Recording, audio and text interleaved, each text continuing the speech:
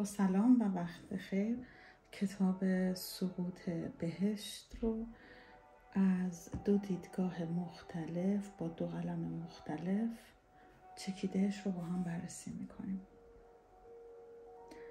کتاب سقوط بهشت The Fall of Heaven کتابی است نوشته تاریخ شناس برجسته آمریکایی به نام آندرو اسکات کوپر می باشد و چند سال پیش در ایالات متحده آمریکا منتشر شد. در این کتاب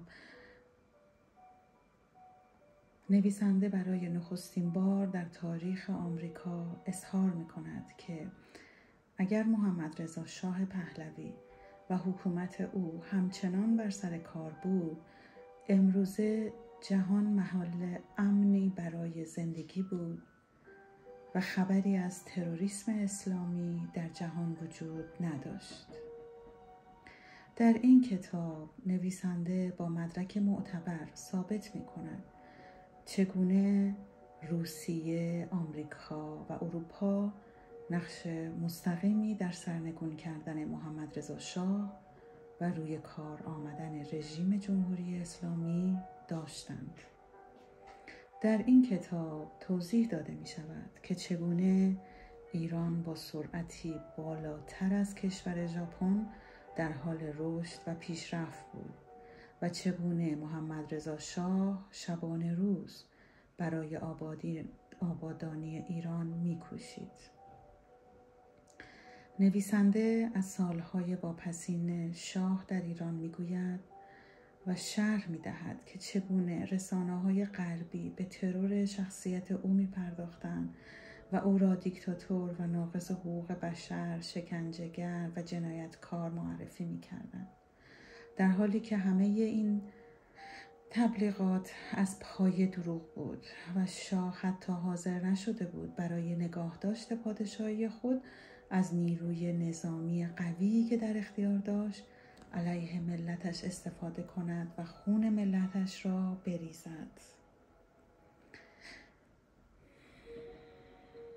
سقوط شاه حاصل 5 سال پژوهش اندرو اسکات کوپر، تاریخ نگار و استادیار و دانشگاه کلمبیا است که همچنان مورد بحث رسانه‌ها، دانشجویان، تاریخ و به ویژه آمریکاییان ایرانی تبار است.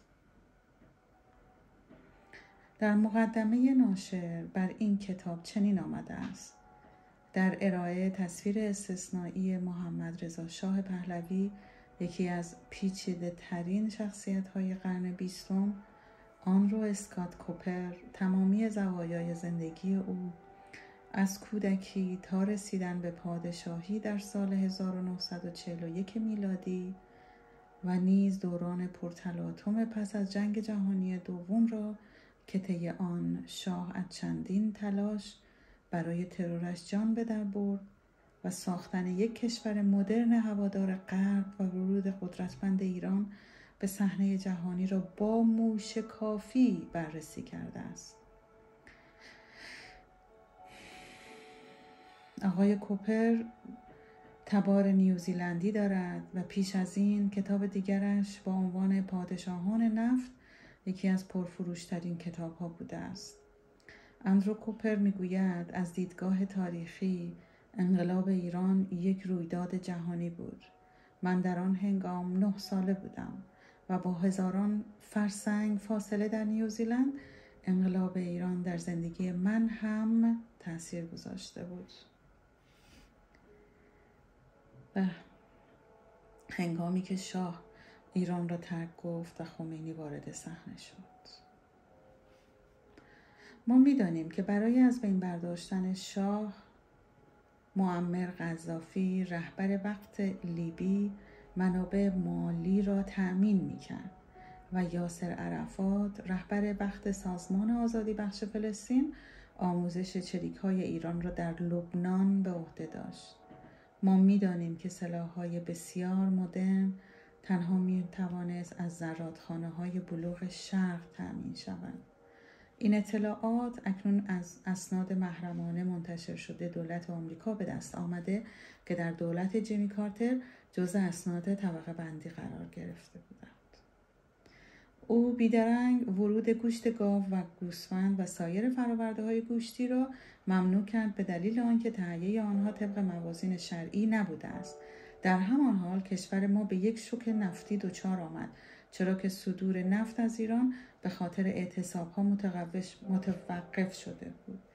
این گونه پیامدهای انقلاب اسلامی دوران کودکی و نوجوانی مرا هم تحت تاثیر قرار داد و من همواره به خود می‌گفتم که روزی شخصی در مورد انقلاب ایران و چگونگی آغاز و انجام آن خواهد نوشت و دلایل آن بر من نیز روشن خواهد شد، ولی چنین نشد و کتابی در این مورد انتشار نیافت و آنچه بود کامل نبود. سالها بعد در مسیر انتخاب حرفه آینده‌ام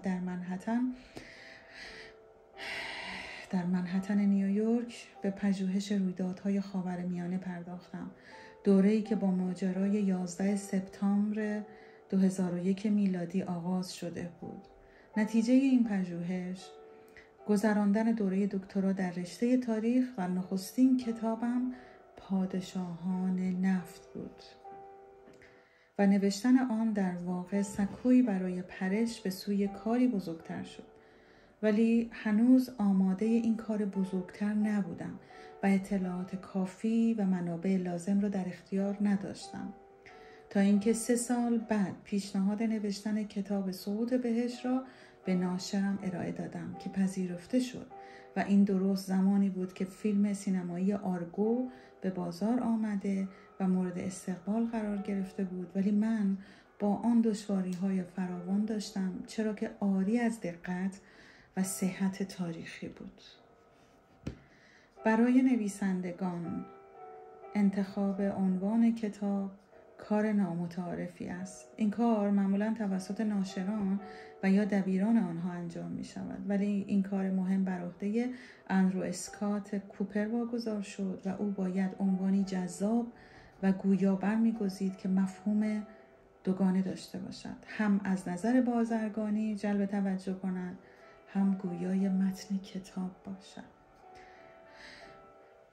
با توجه به نوستالژی بسیاری در بازه دوران پیش از 1979 یا 1357 خورشیدی، این عنوان در همان حال برای برخی از ایرانیان پایان یک دوره طلایی را تداعی می‌کند و نویسنده خود در پی عنوانی بود که بازگو کننده یک عصر تاریخی باشد. سرانجام نویسنده به این نتیجه رسید که پایان زندگی شاه ایران پایان دوره‌ای تاریخی در تاریخ ایران است. نویسنده میگوید: فکر میکنم ارزش فراوان کتاب این است که یک غیر ایرانی آن را نگاشته و برای من نکته شگفت‌انگیز در این کتاب این بود که انتظار نداشتم چهره پادشاه ایران این چنین باشد، یک میهن پرست قدرتمند که در مسائل گوناگون برای آمریکا مشکل ساز بود. ایرانیایی که این کتاب را خواندند از آنچه در روابط پنهان ایران و آمریکا روی داده مبهوت و متحیر شده‌اند. برای ترسیم چهره شاه ایران با همسرش فرح پهلوی و بسیاری از کسانی که در دوران او در عرصه سیاسی ایران حضور داشتند گفتگو کردم و به عنوان یک تاریخ نگار هرگز در پی آن نبودم که به هر طریقی تفکری ویژه، یک جهانبینی خاص و یا نوعی ایدئولوژی را در هر فرم و چارچوبی به ذهن آنها تزریق کنم. بیشتر صحبت‌ها و قول‌ها بر محور رویدادها بود و من با این رویدادها به عنوان روزنامه‌نگار حرفه‌ای برخورد کردم. از تفسیر و تحلیل گفته‌ها نیز پرهیز کردم و بخش جداگانه‌ای را به این منظور اختصاص دادم. کتاب در واقع بازتاب رویدادها و دلایل آنهاست.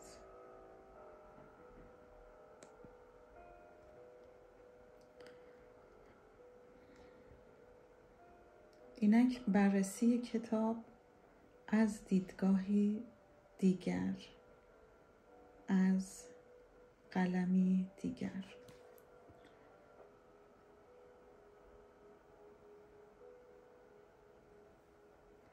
سقوط بهشت، پهلوی ها و واپسین روزهای شاهنشاهی ایران.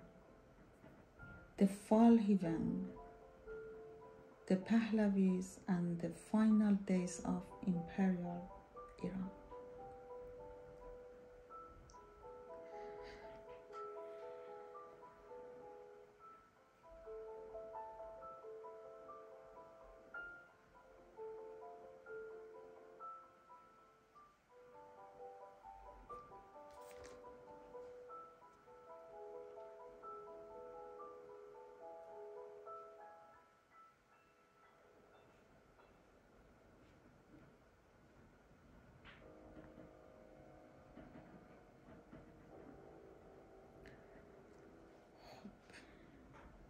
یک کتاب بازبینی تاریخی پیرامون سقوط دوره پهلوی نوشته تاریخ‌نگار و پژوهشگر نیوزیلندی آندرو اسکات کوپر است که در 2016 منتشر شد.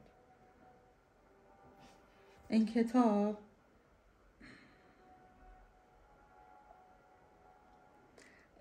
نخستین بار در تاریخ 2 اوت 2016 توسط انتشارات هنری هولت و شرکت در ایالات متحده آمریکا به چاپ رسیده است.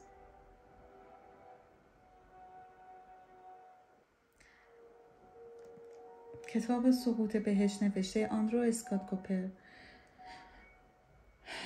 که در ایران با عنوان سقوط بهشت، خاندان پهلوی و روزهای پایانی ایران پادشاهی منتشر شده است، به بررسی علل سقوط حکومت پادشاهی پهلوی در ایران می‌پردازد. کوپر در این کتاب با استفاده از منابع دست اول و ثانویه به روایت وقایع رخ داده در ایران از سال 1979 تا 1981 می‌پردازد. کوپر در این کتاب بر روی 2 عامل اصلی برای سقوط حکومت پهلوی تأکید می‌کند: مخالفت گسترده مردم ایران با حکومت پهلوی، فساد و سوء مدیریت حکومت پهلوی، عدم آزادی سیاسی و اجتماعی. حالا کمی مختصر هر قسمت رو توضیح میده. مخالفت گسترده مردم ایران با حکومت پهلوی. کوپر معتقد است که مخالفت گسترده مردم ایران با حکومت پهلوی از جمله عوامل اصلی سقوط این حکومت بود. این مخالفت از عوامل مختلفی ناشی می‌شد، از جمله فساد و مدیریت حکومت پهلوی. کوپر معتقد است که فساد و سوء مدیریت حکومت پهلوی از جمله عوامل اصلی نارضایتی مردم ایران بود. تمرکز قدرت در دست شاه. کوپر معتقد است که تمرکز قدرت در دست شاه از جمله عوامل اصلی نارضایتی مردم.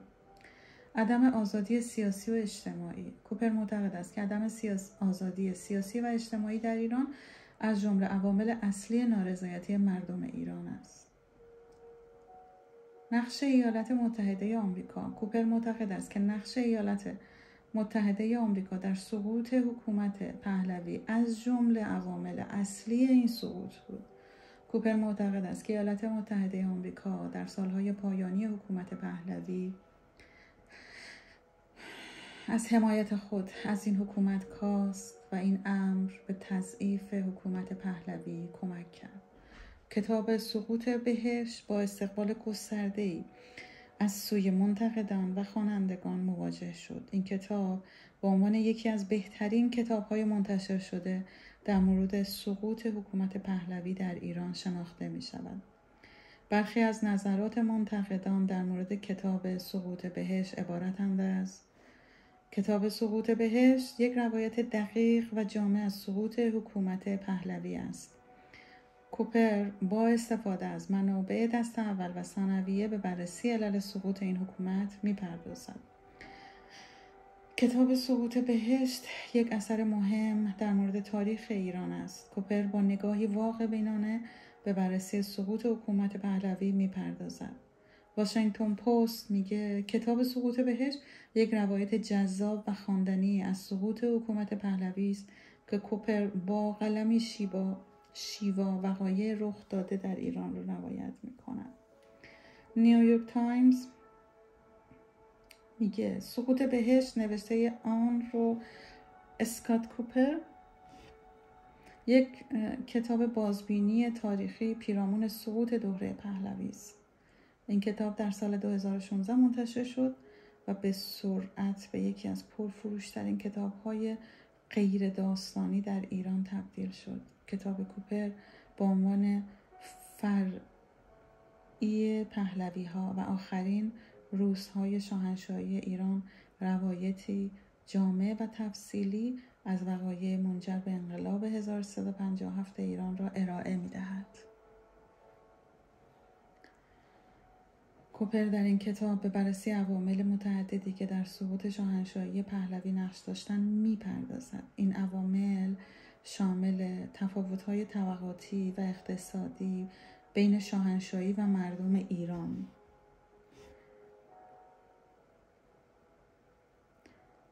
فساد و سوء مدیریت در حکومت پهلوی،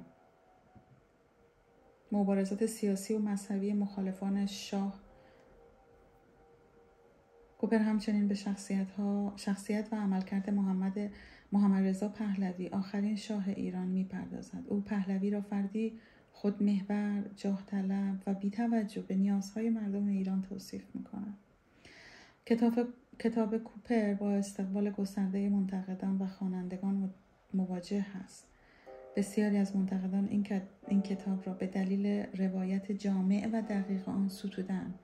برخی از خوانندگان نیز این کتاب را به دلیل ارائه دیدگاهی متفاوت از انقلاب 1357 مفید و ارزشمند دانسته است. کتاب سقوط بهشت برای مخاطبان علاقه‌مند به تاریخ ایران و انقلاب 1357 ضروری است. این کتاب روایتی جامع و تفصیلی از وقایع منجر به سقوط شاهنشاهی پهلوی ارائه می‌دهد و به خوانندگان کمک می‌کند تا درک بهتری از این رویداد مهم در تاریخ ایران داشته باشند.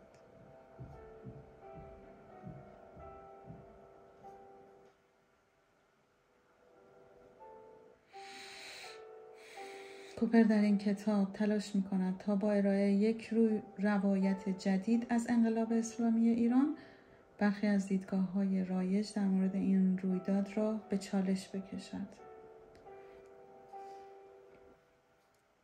او معتقد است که انقلاب اسلامی ایران صرفاً یک واکنش به استبداد شاه نبود، بلکه محصول عوامل پیچیده‌تری بود که شامل فقر، نابرابری و بی‌عدالتی اجتماعی نیز میشد. کوپر همچنین به بررسی نقش ایالات متحده در انقلاب اسلامی ایران می‌پردازد. او معتقد است که سیاست‌های ایالات متحده در قبال ایران، به ویژه حمایت از رژیم پهلوی، در سقوط این رژیم نقش مهمی داشت.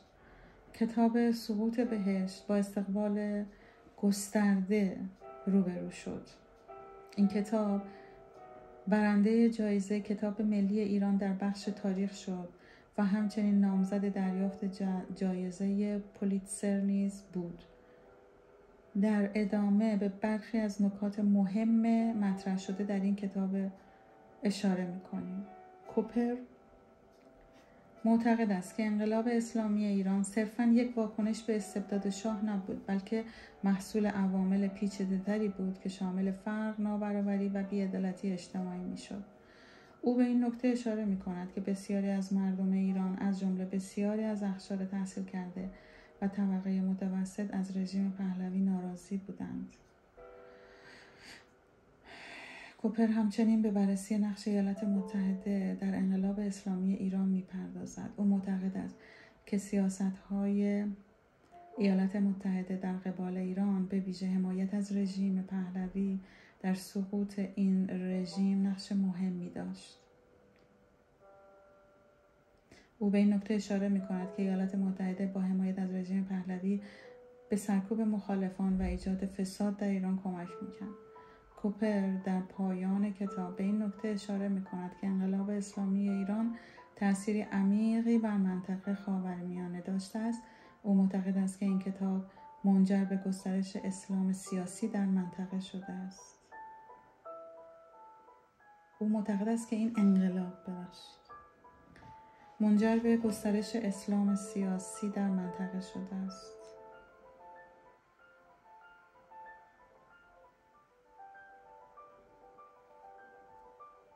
او معتقد است که این انقلاب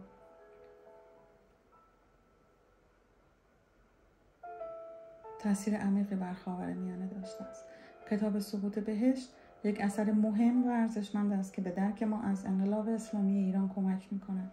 این کتاب با ارائه یک روایت جدید از این رویداد برخی از دیدگاه‌های رایج در مورد انقلاب اسلامی ایران را به چالش می‌کشد. امیدوارم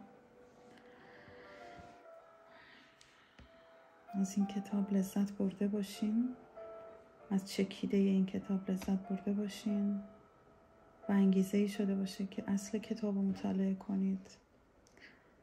هر روز یک قدم به اهدافتون نزدیکتر بشین و شاد و پیروز و سرحال باشید. آمین.